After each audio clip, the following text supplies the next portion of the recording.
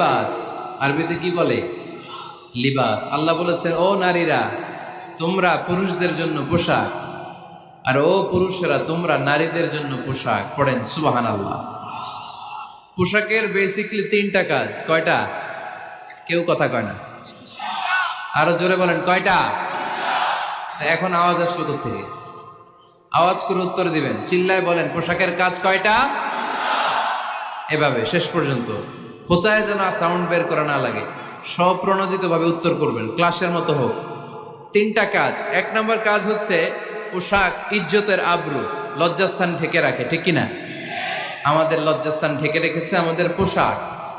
ঠিক তেমনি স্বামী তার স্ত্রীর ইজ্জত হেফাজত করে, স্ত্রী তার স্বামীর ইজ্জত হেফাজত করে, স্বামী তার স্ত্রীর চরিত্র হেফাজত করে, আর স্ত্রী তার স্বামীর চরিত্র হেফাজত করে। এজন্য আল্লাহ একে অপরের উদাহরণ